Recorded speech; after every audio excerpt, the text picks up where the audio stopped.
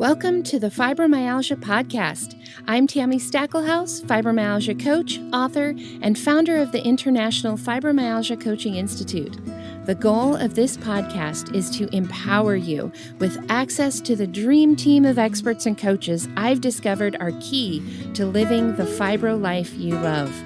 From the comfort of your own home, and maybe even your pajamas, I'll help you take back control of your life and health. To help out with FibroFog, I always include full show notes and additional resources at fibromyalgiapodcast.com. You are listening to the Fibromyalgia Podcast with Tammy Stackelhouse, Episode 4. Welcome to the Fibromyalgia Podcast. I'm your coach, Tammy Stackelhouse. In this episode, I want to talk a little bit about what fibromyalgia is. Now, I realize that for many of you, this may actually be a little bit basic, but I thought it would be a good idea for us to all start on the same page. Now, next episode, in episode 5, I'm going to have Dr. Ginevra Lipton come and talk about what she believes fibromyalgia is from her perspective as a physician, as a researcher, and as a specialist. So in this episode, I'm just going to give you as a patient, as a coach, and just as a layman, so to speak, some of the background, some of the history, and what I believe about fibromyalgia. So first and foremost, I believe that there's a lot more that we don't know about fibromyalgia than we do know. Now, with fibromyalgia, I really believe, like I mentioned in episode 1, that it's like the elephant in the parable of the elephant and the blind men. We've got a lot of researchers who are seeing pieces of the puzzle, pieces of the fibromyalgia elephant, but there's a lot that we don't know. And so far, I haven't seen anything that ties all of those various pieces together. When somebody asks me what fibromyalgia is, I usually answer very simply, it's a chronic pain condition. I think that a lot of times people, it can be overwhelming to them if we start going into the in-depth story of what fibromyalgia is. But I think everybody can understand that it's chronic pain. Fibromyalgia does vary a lot from patient to patient, which is, I think, one of the challenges, is that we don't always look the same and we don't always respond in the same ways to treatments. So it can be challenging for doctors to diagnose. It can be challenging for doctors to treat because of that. As of today, as I record this in February 2019, we don't really know what causes it, and there is no cure. Now, I do believe that even though there is no cure, that there is a lot that can be done. And I believe you can get to the point where your fibromyalgia isn't really impacting your life, and you can live the life you want to live without fibromyalgia impacting that. Of course, it depends on a lot of things. I've talked about this in almost every episode, that how much better you feel varies from person to person and can depend on a lot of things, from your resources to where you live to what other illnesses you might have, how long you've been diagnosed, and all of that. And so fibromyalgia, the question of what is fibromyalgia, is a complicated one to answer. I find that if somebody has a simple answer, it's most likely not fibromyalgia. If you talk to someone and they say, oh, all I had to do was take this special magnesium supplement and my fibromyalgia went away, that to me is not fibromyalgia. That is a magnesium deficiency. And the symptoms are very similar. Same thing with thyroid. Believe it or not, all of the symptoms of low thyroid are exactly the same as fibromyalgia. And if you treat your thyroid and your fibromyalgia goes away, most likely it wasn't fibromyalgia, it was actually a thyroid condition. So fibromyalgia to me is something that is way more complicated. As far as statistics go, I've seen anywhere from 2 to 6% of the population being diagnosed with fibromyalgia. That is several million people. It's a lot. Some estimates say that 80% of these are women. Others say that the ratio is more 2 to 1 women to men. I personally think that it's probably closer to equal. It's just that Men tend to not go to the doctor as often, so we're less likely to catch it. Doctors, I think, are less likely to diagnose men with fibromyalgia because it is seen as a woman's disease. So I think there's a lot of factors there that keep us from knowing for sure the ratio from men to women. But assuming the basic statistics that everybody puts out there, let's say 3% of the population, which is conservative, with 80% being women, that means 1 in 21 women have fibromyalgia. If you go with more aggressive statistics, like 6% of the population having fibromyalgia, it could be as many as 1 in 10 or less. So you probably know a lot more people with fibromyalgia than you think you do, and it really does affect a lot of us. In terms of men, we're looking at, again, depending on the statistics, it could be either the same or it could be like 1 in 40, 1 in 80. It's still a lot. Now, here in the United States, where I am, all of those numbers mean that there are anywhere from 6 to 13 million people in the United States with fibromyalgia. And obviously, as a coach, I can't help all of those one-on-one, which is one of the reasons for this podcast, right? I want to come to your house and coach you where you are and see what I can do to help. Now, here's another interesting statistic, and it's might give you an idea for why it can be so challenging to find good help. On a greater scale, there are at least 100 million people in pain here in the United States, and only around 4,700 pain specialists. So you do that math, and it works out to more than 21,000 patients per pain specialist. Obviously, that just doesn't work. It can be why it's so challenging to get help. So what about the history of fibromyalgia? It seems in many circles seems to be sort of a new illness, but it's been around a long time. So in early 1800s, in medical literature, there was a condition that they called muscular rheumatism. That was basically what we're looking at as fibromyalgia today. In 1816, you will find the first full description of fibromyalgia and its symptoms from a doctor from the University of Edinburgh, Dr. William Balfour.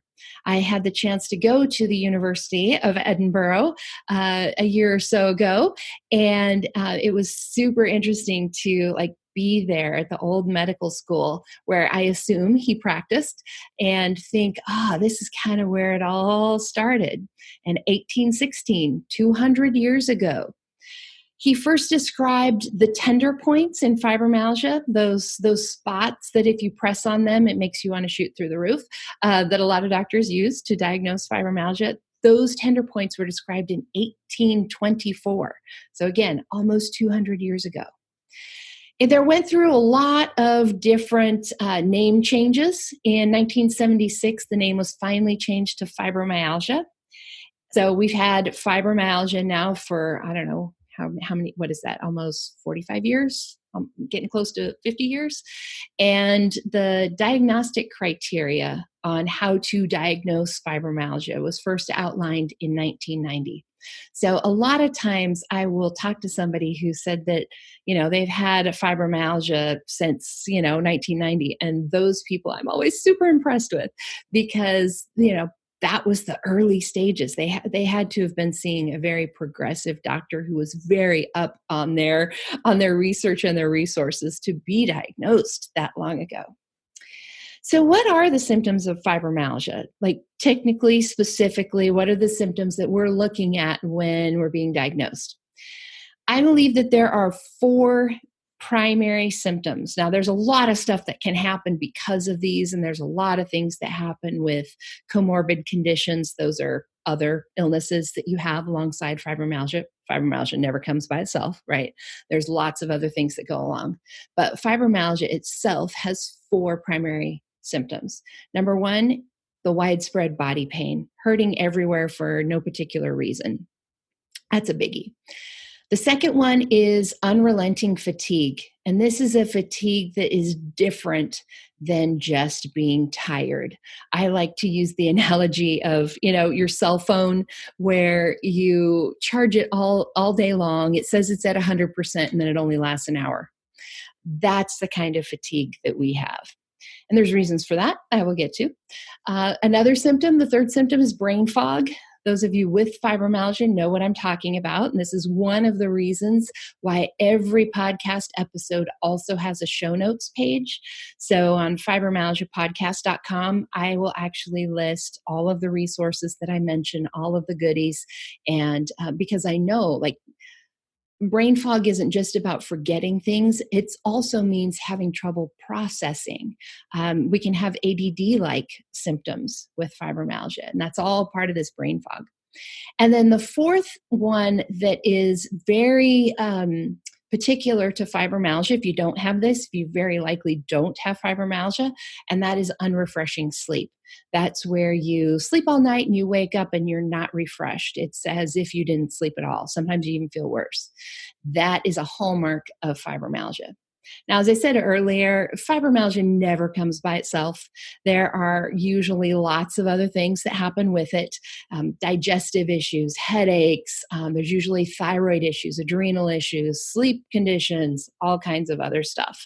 But those four things that I just mentioned, the widespread body pain, the unrelenting fatigue, the cognitive issues or brain fog, and the unrefreshing sleep are the four key symptoms of fibromyalgia.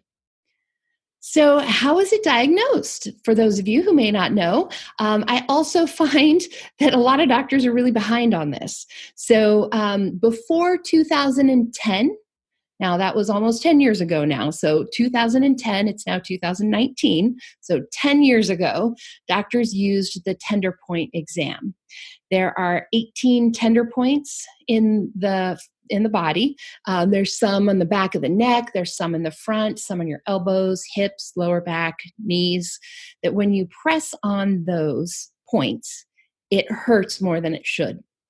And to diagnose fibromyalgia 10 years ago, back in 2010 and earlier, you had to have 11 out of 18 of those tender points, and you had to have pain in all four quadrants of the body. So that means you had to have pain both above the waist and below the waist, and you had to have pain on the left side and on the right side.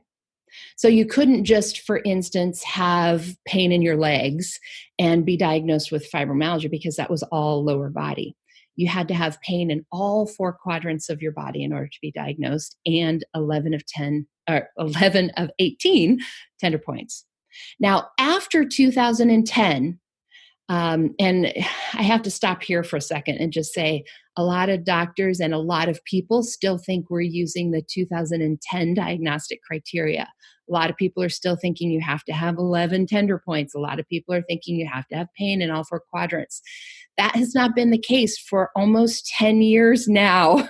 So we need to get up to date, both our doctors and us as patients. So since 2010, the diagnostic criteria looks at your pain and your symptoms over the last week. Yes, it does look at the number of tender points that you have, but it's also looking at the severity of your fatigue, whether you wake up feeling refreshed or not. It's also looking at your cognitive problems, so your memory and your ability to think, and looking at other general symptoms. It's also looking to see whether or not these symptoms have lasted for at least 3 months at a similar level. So for instance, if you had a car accident last week, maybe you meet all these criteria, but it's only been a week. That wouldn't qualify you as having fibromyalgia. But if you had that accident, you had all these symptoms, it was a year ago, it's been the same for at least 3 months, that would qualify you as having fibromyalgia. The other aspect is really making sure that there is no other health problem that would explain the pain or explain the symptoms. So as I mentioned earlier, things like a magnesium deficiency or a thyroid condition or lupus, rheumatoid arthritis, all of these other things, just really making sure that we can't explain this in some other way. There have been some doctors lately, even more recent than 2010, who are saying, you can have one tender point and have fibromyalgia. There are some doctors who are saying we can just have you fill out this questionnaire and be able to diagnose you with fibromyalgia. There is also a fibromyalgia blood test that has been around since 2013, I believe. I know I talked about it in my first book, and it had been around a while at that point. So I think it came out in 2013. And you can find information on that at the fibromyalgiatest.com. And we will include all of these links again in the show notes so you can go take a look at that. The fibromyalgia test, the FM test, is being covered by some insurance, not all. I have had some clients where it was covered and some clients where it wasn't. It can be expensive if it's not covered. And it's looking at particular immune system markers in your blood to see if you have fibromyalgia or not. It's supposed to be as accurate as the tests for things like HIV, but it's only been around for about 6 years. So, it's only been used on a limited basis. So we won't really know the accuracy of this until it's a little bit more widely used and has been used for longer. So it's still something that's encouraging and something to definitely check out. Now, with fibromyalgia, there's actually a lot of science. A lot of those researchers that I was mentioning feeling around the elephant to see their particular part of it. So here are some of the bits of science that I particularly find interesting. Now, remember, this is not a comprehensive list by any stretch of the imagination. These are just the things that I personally find particularly interesting and want to share with you. Number one is that there was a study done a while back looking at fibromyalgia versus chronic fatigue syndrome and looking at mitochondrial dysfunction. So for those of you who don't know, your mitochondria are your little power cells in each of the cells of your body. It's like the little batteries inside your cells. And these little batteries take the energy that we bring in other words, the food that we eat, and turn it into energy that our bodies can run on. So in these mitochondria and these tiny little batteries inside of our cells, with fibromyalgia, they are finding that there is less ATP, which is adenosine triphosphate, and this is the energy your body runs on. So there's literally less energy in your batteries. Remember, I was talking about that cell phone that you charge all day and then it only lasts an hour. That is literally what our bodies are like. Our little batteries get fully charged, but they don't hold as much. There's less ATP in there. There's less CoQ10. Coenzyme Q10, which is used by your body in this process of converting fuel to usable energy, converting food to energy. There's less mitochondrial DNA, and there's been some studies that have shown mitochondrial dysfunction even in the skin of fibromyalgia patients. Now, the thing I find super, super interesting about this is that when they were comparing fibromyalgia to chronic fatigue syndrome, there was actually more things wrong in fibromyalgia than there was in the chronic fatigue patients. So even though we're talking about energy here, and the hallmark of chronic fatigue syndrome is fatigue, they actually had more things that showed up as normal than we did in fibromyalgia. So it's also an indicator that maybe fibromyalgia and chronic fatigue are two separate illnesses and not a continuum of the same illness like some people suggest. It kind of implies that maybe we're talking about two different things because there's differences between the two illnesses in the study. Another bit of study that I find super interesting is that fibromyalgia is really a central nervous system disorder.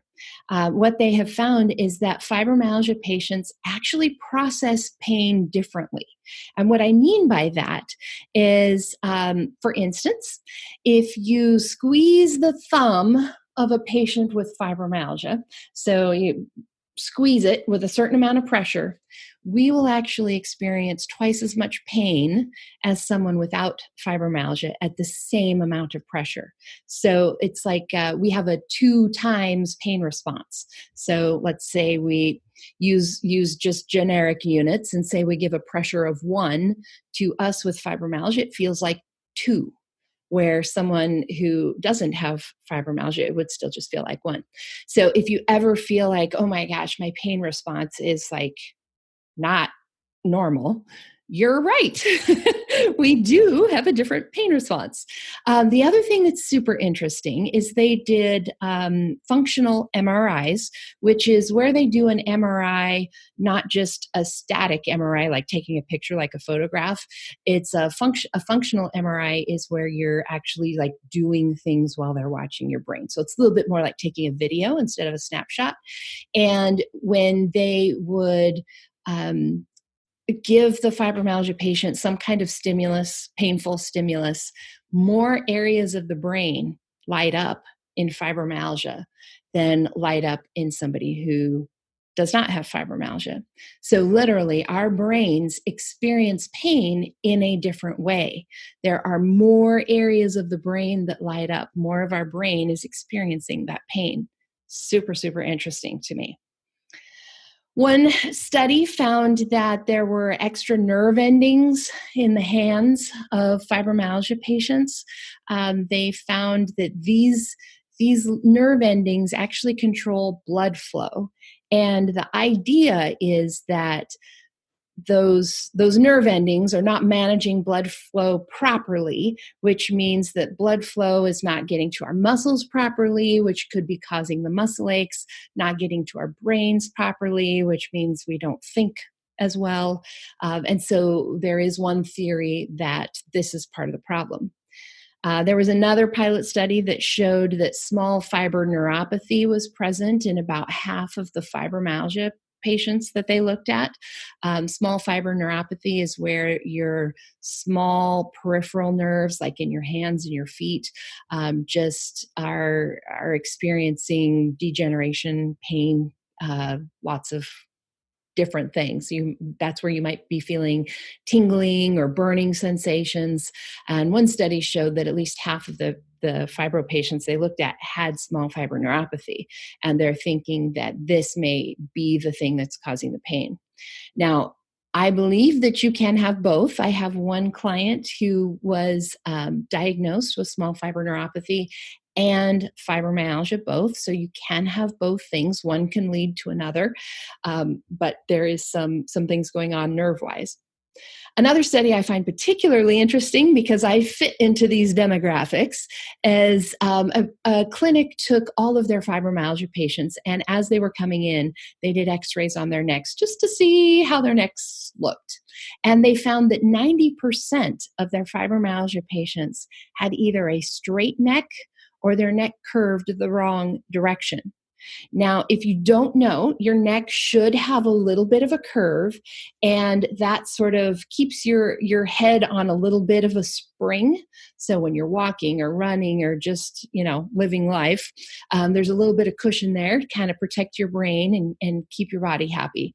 If you have a straight neck, it's a little bit more like being on a pogo stick. There's no curve, there's no give, and it can definitely cause more headaches and things like that when you have a straight neck. So there seems to be some things going on with the neck, nerve impingement, pinching your spinal cord that comes down. Your very top vertebrae, your brain actually comes down inside of it a little bit.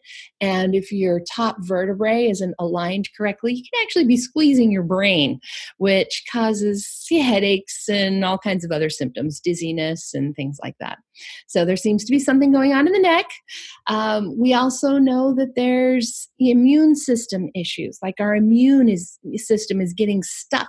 Have you ever had a computer where you were loading a program and it got to like 80% and then it just like sat there for hours and never finished? It's kind of, our immune system can kind of be like that, where our repair system gets stuck and never really finishes. There's some things like that they have found with fibromyalgia. Now, it's also super interesting when you start looking at sleep in fibromyalgia. Some people consider fibromyalgia to be a sleep disorder. There's one expert who says that he can diagnose fibromyalgia simply by looking at people's brain waves when they sleep. There was a study done. Now, this study was actually looking at sleep, not looking at fibromyalgia. And they took healthy college students and they kept them from getting into the deeper levels of sleep. So as they would start to get into the deep levels of sleep, they would play music, wake them up, and then let them keep sleeping. And after not very many days, those college students started experiencing body pain and brain fog and fatigue like you wouldn't believe. Basically started experiencing fibromyalgia symptoms. So there is a lot with fibromyalgia and sleep. We have these awake brain waves that intrude on our sleep brain waves. They call it alpha delta brain waves because the alpha, the awake brain waves, are showing up when you should be having slow delta sleep waves. We also kind of get stuck in fight or flight. It's like our bodies are looking out for saber-toothed tigers the whole time, and not getting into the deep levels of sleep, like we're sleeping with one eye open all night long. So there's definitely sleep stuff going on with fibromyalgia. There's lots of digestive stuff. There have been some interesting theories about leaky gut or the microbiome, the bacteria that you have in your guts that help help digest the food, keep it moving along, keep your body healthy and happy. And they've even done, believe it or not, fecal transplants. And that really is what you think it is, taking somebody else's poop and using it as an enema to replant healthy bacteria into a new person's body, where that has actually reversed some symptoms. Super interesting. There was also a study in Israel that has been repeated in other places where they took fibromyalgia patients and put them into a hyperbaric oxygen chamber. If you're not familiar with what that is, it's what they use when divers go diving. If they come up too fast, they put them in this hyperbaric oxygen chamber. And it's basically an oxygen chamber with pressure so that it is pushing that oxygen deep down into your cells. They took fibromyalgia patients, gave them 40 hyperbaric oxygen chamber sessions in a month. So 40 sessions, that math doesn't work out. 20 sessions. It was 5 days a week for 4 weeks. So 20 sessions in 30 days. And some of those patients at the end of those 30 days actually no longer qualified as having fibromyalgia, which I think is super fascinating. So this idea that maybe our bodies aren't getting the oxygen that they need. The sad thing about this study that was done is that they didn't follow those patients. So we don't know what happened.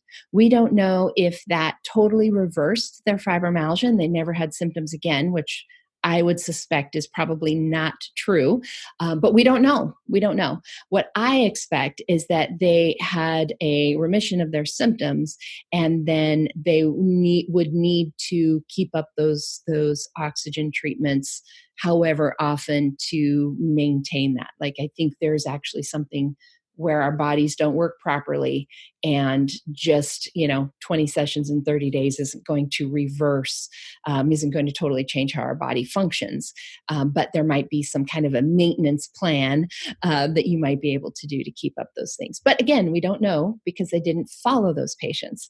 I have heard through the doctors and researchers I know that they are redoing that study, where they will be following the patients to see what happens at the end of those 30 days, what happens a year afterwards, for instance. There's lots of other things too with hormones and nutrition and neurotransmitters and other conditions that happen with fibromyalgia. Lots and lots of science. So fibromyalgia, if you haven't caught this by now, fibromyalgia is definitely not all in your head, except from the standpoint of the fact that really everything is all in your head, because if you didn't have a brain, like, you wouldn't exist. And the fact that our brains actually do process things differently. So if somebody ever tells you fibromyalgia is all in your head, you can say, yes, it is. My brain actually doesn't work right. So that is just kind of my overview of what I believe fibromyalgia is and some of the science that I find super fascinating. And in our next episode, I have invited Dr. Ginevra Lipton to come share her perspective on what fibromyalgia is. She is the author of the Fibro Manual. She is the medical director of the Frida Center for Fibromyalgia, and she has done some research with Oregon Health and Science University on fibromyalgia and some of these interesting things that we have been talking about. So I hope you will join us again and hear her perspective. And in the upcoming weeks, we will also be talking about fun things like some of the research behind coaching, how a fibromyalgia coach can help, self-care, and some other goodies. So remember, all of the things that I mentioned, this episode in particular is going to have a lot of stuff out on the show notes page. I'm going to link to a lot of those studies that I mentioned. So for those of you who are really interested in the science and in digging into the background of this, we will have links to those studies on the show notes page. So just go to fibromyalgiapodcast.com and you will find all of those details. You should be able to go to fibromyalgiapodcast.com/4 for episode 4 to get today's show notes. See you next time. And that wraps up another episode of the Fibromyalgia Podcast. If you're ready to see if working with a fibromyalgia coach can help you feel better faster, visit fibromyalgiapodcast.com, where you can schedule a complimentary consultation to explore your options. During this call, we'll discuss your fibromyalgia journey, what your needs and challenges are, and give you recommendations on how to reach your goals the quickest way possible. Thank you for tuning in today, and join us next time as we explore more ways to help you take back control of your life and health. My music and sound editing were done by Daniel Munkus at Subtle Soup Records. Podcast management and creative copy by Sonia Louise of Performance Podcasting.